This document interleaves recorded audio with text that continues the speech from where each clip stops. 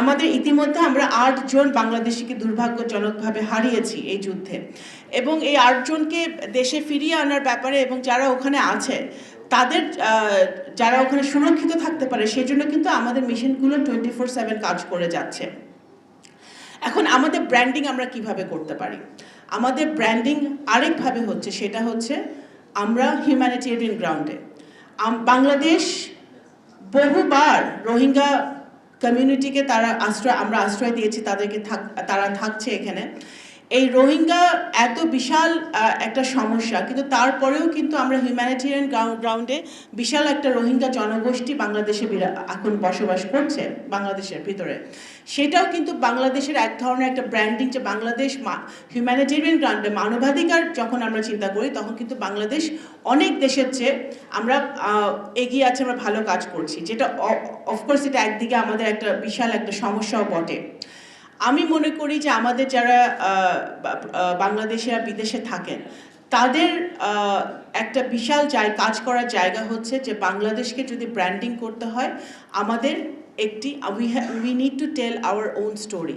আমাদের ন্যারেটিভটা কি, আমাদের বয়ানটা কি, আমাদের শুধু রেডিমেড গার্মেন্টস না, আমাদের টেক্সটাইল আছে, আমাদের ওষুধ শিল্প আছে, আমাদের ফার্মাসিউটিক্যাল আছে, আমাদের যে জুট যে যত আমাদের দ্রব্য আছে যেগুলো আমরা এখন হারিয়ে যাচ্ছে সেগুলোকে আমরা আবার সামনে এনে কিভাবে রপ্তানি করতে পারি। আমাদের নারী উদ্যোক্তারা যারা আছে, যারা সারা বাংলাদেশের প্রত্যন্ত অঞ্চলে তারা কাজ করছে, তারা প্রডিউস করছে, কিন্তু তারা একটা প্ল্যাটফর্ম পাচ্ছে না।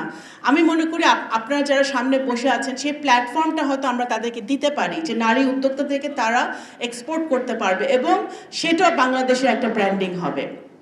সুতরাং আমি মনে করি বাংলাদেশের ব্র্যান্ডিংয়ের জন্য আমাদের ইউথকে কাজে লাগাতে হবে, কারণ আমরা দেখেছি বাংলাদেশিরা যেখানেই যায়, given the right opportunity, given the right scope, they excel. তারা অন্য যে কোনো দেশের নাগরিকের চেয়ে তারা ভালো ভূমিকা রাখে, ভালো উজ্জ্বল দৃষ্টান্ত রাখে। তো সেই জায়গাটা থেকে আমাদের কাজ করতে হবে।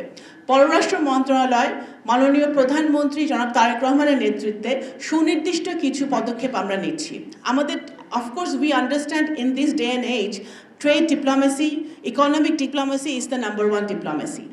এছাড়াও আমরা কিন্তু এই অর্থনৈতিক অবস্থাকে আরও সচল করার জন্য, বাংলাদেশকে আরও শক্তিশালী করার জন্য আমরা স্পোর্টস ডিপ্লোমেসি এবং কালচারাল ডিপ্লোমেসির দিকে নজর দিয়েছি। আমরা ইতিমধ্যে ইন্টারমিনিস্ট্রিয়াল অনেকগুলো মিটিং করেছি, যাতে আমরা কিভাবে স্পোর্টসকে কাজে লাগিয়ে, কালচারকে কাজে লাগিয়ে আমরা সেই প্রত্যেকটা দেশে আমাদের বাংলাদেশের ফুটপ্রিন্ট আরও জোরদার করতে পারি।